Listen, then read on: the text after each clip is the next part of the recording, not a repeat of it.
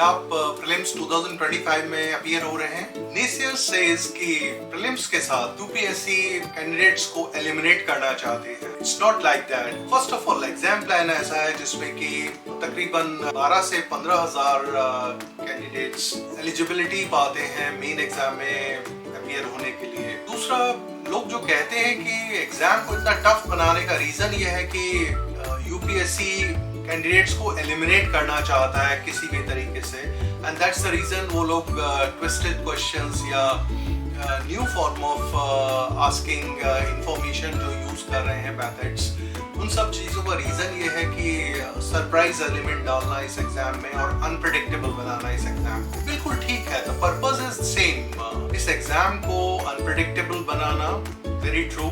Number 2, इस exam को ऐसा बनाना जिससे कि कैंडिडेट्स की पर्सनैलिटी सही तरीके से जज हो सके, उनकी knowledge, information level, general awareness, उनका way of making decisions and किसी भी चीज को सही ढंग से समझकर अंडर प्रेशर किस तरह से वो अपनी नॉलेज को यूज करते हैं, इन सब चीजों का तो इवेल्युएट करना पर्पस है इस एग्जाम का। और जहां तक बात करें कि इस एग्जाम को अनप्रेडिक्टेबल बनाने के लिए टफनेस इंट्रोड्यूस की जाती है, तो उससे ज्यादा आई वुड से कि लोग इस एग्जाम में अपनी गलतियों से ज्यादा बाहर होते हैं। कई स्टूडेंट्स फंबल कर जाते हैं, लड़खड़ा जाते हैं प्रीलिम्स लेवल पे ही, हालांकि उनकी तैयारी अच्छी होती है, पर कहीं ना कहीं वो अपनी स्ट्रेटजीज को सही तरह से एग्जीक्यूट नहीं कर पाते।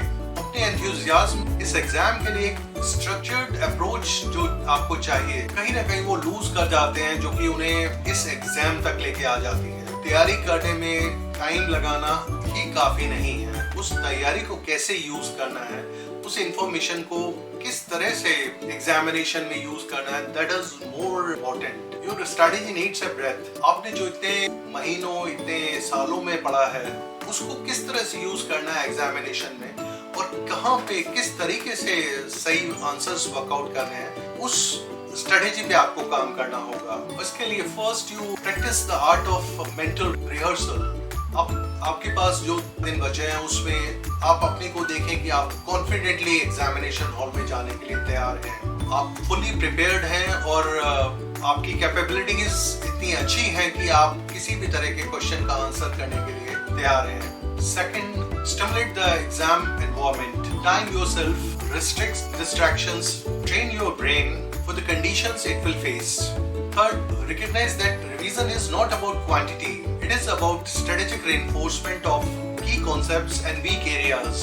The storm of preparation will soon pass. What remains is your ability to stand firm in the center, focused and clear. Trust your strategy. Have faith in your abilities to use your preparation, your knowledge, your journal awareness and execute with precision. आप बाकी लाखों experience को देखें, वो लोग भी वहीं खड़े हैं जहां आप हैं। All of them, उन्होंने भी बड़ा diligently प्रिपेयर किया है इस एग्जाम के लिए। हर एक की अपनी स्ट्रेटेजीज होंगी, पर क्या है वो जो अलग करता है सक्सेसफुल लोगों को बाकी लोग जो स्ट्रगल करते हैं उनसे? ये एक क्रिटिकल एलिमेंट है, that is effective implementation. Remember, your brain responds to the patterns जिन पे आप प्रैक्टिस करते हैं। इसलिए जब भी आप मॉक टेस्ट आपने दिए हैं, उसमें किस तरह की परफॉर्मेंस रही है, उस चीज को आप बेस बना के अपने रियल एग्जामिनेशन में पेपर को अटेम्प्ट करें। एंड इन दिनों में review it systematically, it should not be random. Create connections between concepts rather than isolated facts. आप preparation और performance के बीच, strategy और success के बीच उस threshold पे खड़े हैं which can make or break your attempt. Cross that threshold with confidence. यह जानते हुए कि आपने ना केवल ये plan किया है, आपने उसको सही तरह से execute भी किया है अपने preparation time में, और now the time has come जबकि उस चीज को आपने अपने रियल एग्जामिनेशन में रेप्लिकेट करना है। So take those actions, trust your preparation, execute your strategy. Your future self is waiting on the other side. Remember, the difference between ordinary and extraordinary is that little extra in your execution.